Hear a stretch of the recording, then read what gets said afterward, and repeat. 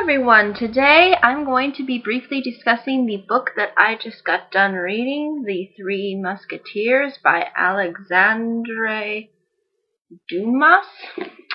Or Dumas. I don't know if it's supposed to be pronounced if that's how you pronounce it, the French way, but regardless, basically The Three Musketeers follows the Three Musketeers.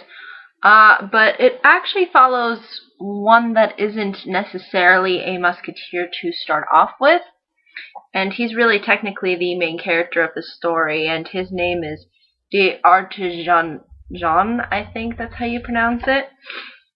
And basically, he has this aspiration in the beginning of the book to become a musketeer. And again, musketeers are sort of the guardsmen of the king and other high officials within royalty, and in particular France. So it does focus in on the French sort of politics that were sort of going on during the time. And basically the plot revolves around the main character, as well as the other three technically musketeers, Athos, Porthos, and Aramis. And basically, what ends up resulting is them going on various adventures, but it really does tie in with one plot in particular, and that plot has to do with a conspiracy involving the Cardinal, who I guess you could say is sort of our villain within the story, but again, there's sort of multiple villains, or adversaries, I guess you could say, that are sort of fighting for a quasi-political cause. And you kind of understand those. It's sort of hard to understand, I guess, the politics involved, unless you sort of understand what was going on during the time period.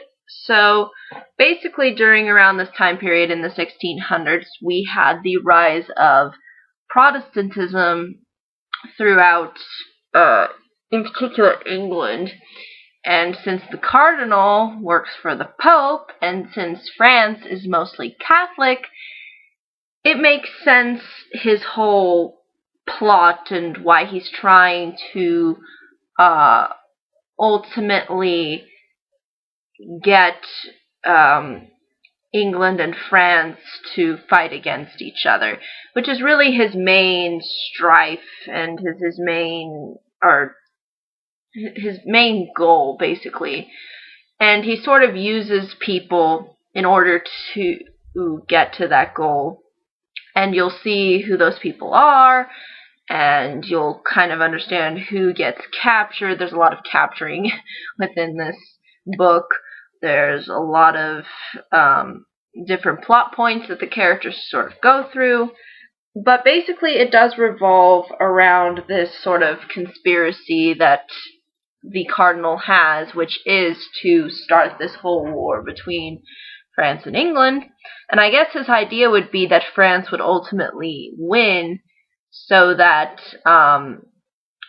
Protestantism can be sort of mitigated, because again, the Catholic Church was against Protestantism, and even though it doesn't openly express religion so much throughout this story, it's sort of what's hidden within the lines and what they're see, the author doesn't really make it clear sort of the time period so much and what was really going on. He just sort of addresses it more through the plot rather than giving sort of an explanation.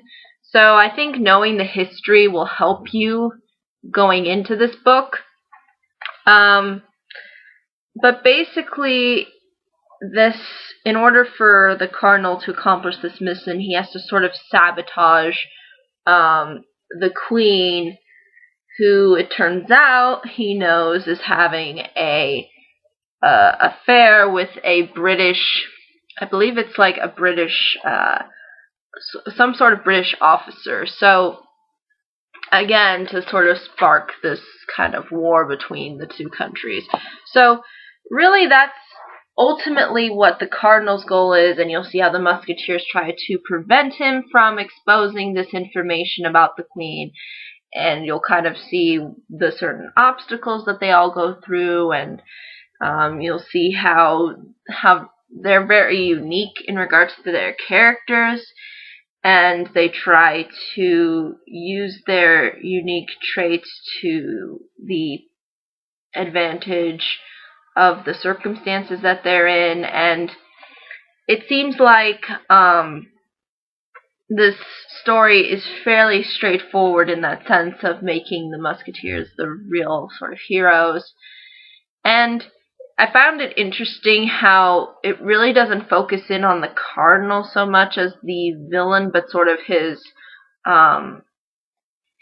helpers or his spies, I guess you could say.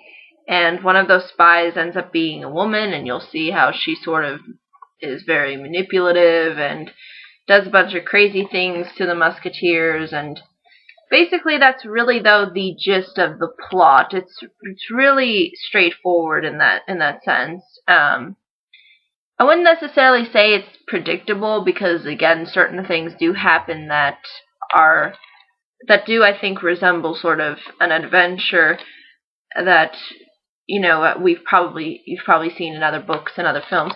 But I think this one was the first book in particular to sort of tackle this whole aspect and concept of an adventure, and having these 3, or technically 4, characters go through this kind of scenario that involves a conspiracy, and there's, you know, and then you see what they stand for ultimately as a group, and that they're really trying to ultimately protect the king, and they're not interested in what the Cardinal has to offer. So again, there is this sense of, I guess, loyalty through the adventure and sort of fellowship, I guess you could say.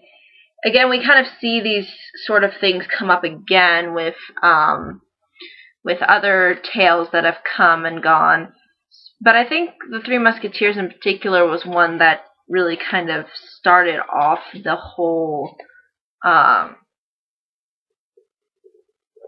sort of journey of various different characters that go through a sort of main adversary, and it revolves around trying to create this sort of complex plot. And I think we've seen this in a lot of, I think, adventure-type blockbuster films, like you'll see maybe with the Pirates films, or, again, with very famous films like Lord of the Rings, you know, the whole concept of taking these kinds of people and creating an adventure surrounding them in regards to the time period or setting that they're in. So I think it's one of those kinds of stories that I think works to its advantage by setting it up in such a way.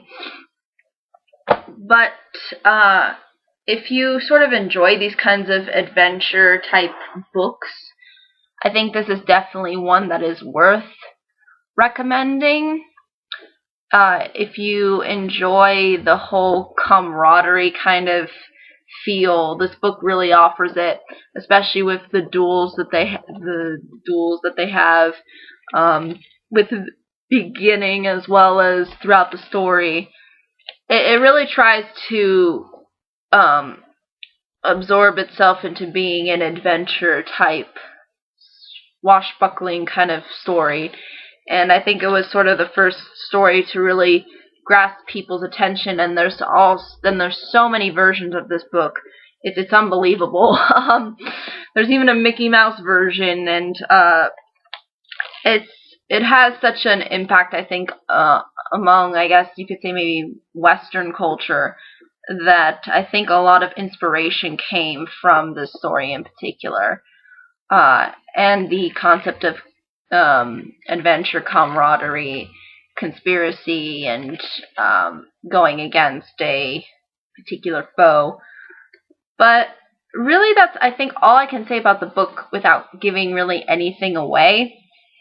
But if you have any questions, comments, concerns, I'd be more than happy to answer them. But I think that's really all I can say about the Three Musketeers. And what I'm going to try to do is I'll see if I can find and do some books that people have requested me to do. I still have to wait, though, because there's still some books that I have now that I'm going to start reading. I think I'll read The Constant Princess next, and then I'll read Mansfield Park, I believe it is, after that. And then I have another book that I was thinking of reading. And then there'll probably be another one after that, but then once I'm done with all of those books, I will start taking everybody's requests, and I'll do that. And then after all of the requests are done, I'll go through the list of various books that I want to look into and see if I can review. But I will always try to take the fan requests as they come in.